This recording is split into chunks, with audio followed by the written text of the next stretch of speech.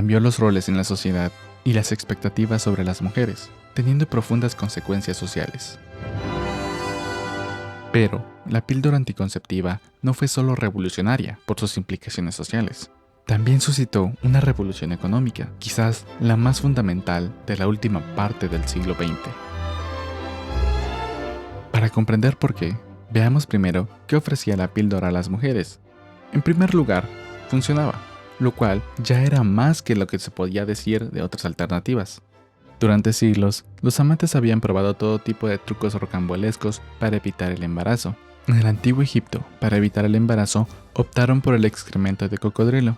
Aristóteles recomendaba el aceite de cedro, y el método de Casanova era utilizar medio limón como tapón en el cérvix. Pero incluso el más común de los anticonceptivos modernos, el condón, tiene un margen de riesgo, dado que las personas no lo utilizan exactamente como deberían. A veces se desgarra o se sale, con el resultado de que por cada 100 mujeres sexualmente activas que usen condones durante un año, 18 se quedarán embarazadas.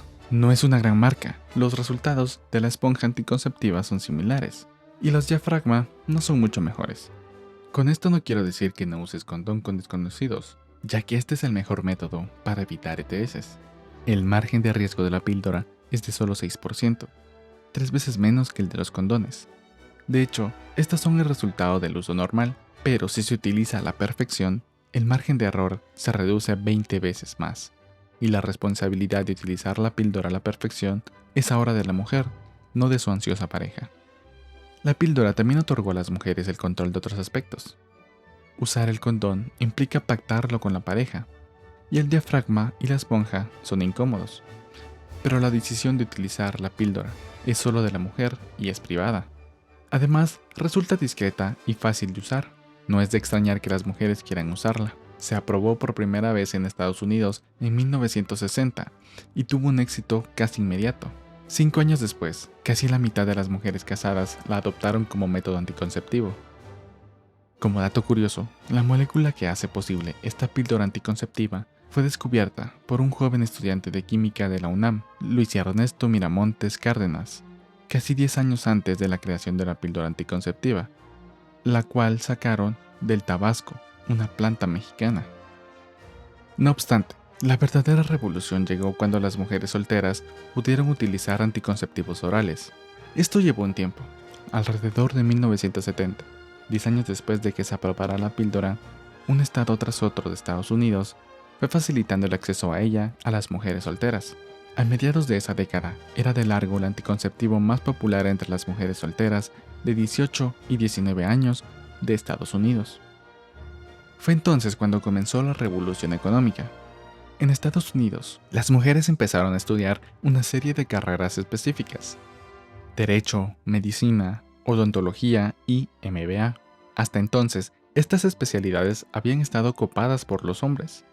En 1970, estos coparon el 90% de las licenciaturas en Medicina, el 95% en Derecho y MBA, y el 99% en Odontología. No obstante, a principios de 1970, con la píldora ya disponible, las mujeres se lanzaron a estudiar en masa estas carreras.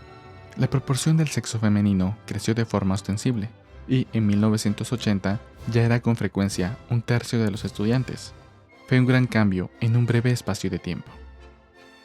Este cambio no se debió tan solo a que las mujeres asistieran de forma creciente a la universidad, sino que las que habían decidido estudiar eligieron estas carreras profesionales. La proporción de estudiantes femeninas que eligieron medicina y derecho aumentó espectacularmente, y en consecuencia su presencia en estas profesiones se incrementó poco después. Pero, ¿qué tiene que ver esto con la píldora? Cuando las mujeres pudieron controlar su fertilidad con la píldora, también pudieron dedicarse a sus carreras. Antes, dedicar 5 años o más para licenciarse como médica o abogada no parecía un buen empleo de tiempo y dinero, si el embarazo era un riesgo constante. Para aprovechar los beneficios de estas carreras, las mujeres debían retrasar la maternidad al menos hasta que cumplieran 30 años. Tener un hijo podía perjudicar sus estudios o su carrera profesional en un momento crítico. Para una mujer sexualmente activa, llegar a ser médica, dentista o abogada era como construir una fábrica en una zona de terremotos. Con solo una pizca de mala suerte, toda la inversión se podía ir al traste.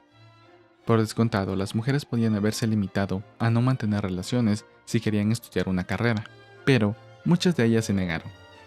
Y esta decisión no se basa tan solo en que quisieran pasárselo bien, sino que también estaba relacionado con encontrar un marido. Antes de la píldora, la gente se casaba joven. Una mujer que decidiera abstenerse sexualmente mientras estudiaba su carrera podía intentar encontrar un marido a los 30 y descubrir que, casi literalmente, todos los buenos partidos ya estaban fuera del mercado. La píldora cambió ambas dinámicas. Significó que las mujeres solteras podían mantener relaciones sexuales casi sin riesgo de quedarse embarazadas, pero también cambió el patrón del matrimonio. Los jóvenes empezaron a casarse más tarde, por quedarse prisa.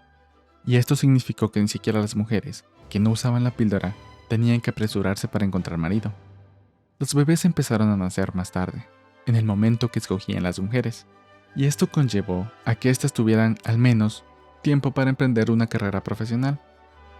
Cabe mencionar que los beneficios de la píldora anticonceptiva no se pueden aprovechar en una sociedad que carece de educación sexual y desconoce la existencia de este producto. En muchos países latinoamericanos, la accesibilidad a estos métodos anticonceptivos es limitada y costosa para muchas personas. Por supuesto, muchas otras cosas estaban cambiando para las mujeres estadounidenses. Más o menos en la misma época se legalizó el aborto, se decretaron leyes contra la discriminación sexual, apareció el movimiento social del feminismo y muchos jóvenes debieron ir a luchar a Vietnam, de modo que los empleadores se vieron más dispuestos a contratar mujeres. Un meticuloso estudio de los economistas de Harvard, Claudina Goldin y Lawrence Katz, señala con bastante claridad que la píldora desempeñó un papel de primer orden para que las mujeres pudieran retrasar el matrimonio y la maternidad y dedicar tiempo a sus carreras profesionales. No obstante, cuando se tiene en cuenta el resto de los factores de cambio, estos no se ajustan en el tiempo a la hora de explicar lo que ocurrió. Pero Goldin y Katz analizaron la disponibilidad de la píldora para las mujeres jóvenes estado por estado. Descubrieron que, a medida que adoptaban este nuevo avance, el índice de matriculaciones femeninas en las carreras se incrementaba, así como los salarios de las mujeres.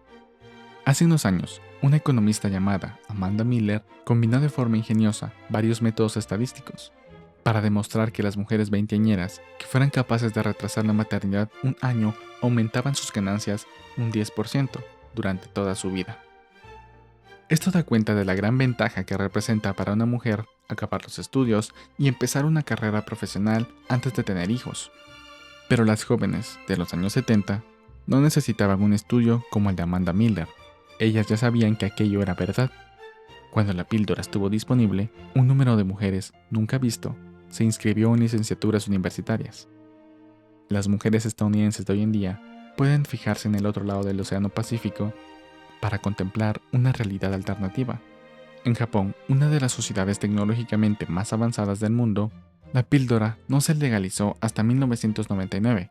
Las mujeres japonesas tuvieron que esperar 39 años más que las estadounidenses para tener acceso a este anticonceptivo.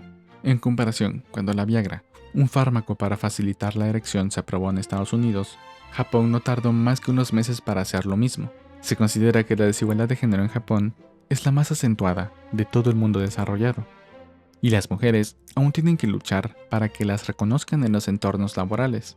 Es imposible desentrañar la causa y el efecto en el caso de este país, pero la experiencia de Estados Unidos indica que no es una casualidad. Si retrasamos la píldora 2 generaciones, el impacto económico en las mujeres será enorme. Esta diminuta pastilla sigue transformando la economía mundial.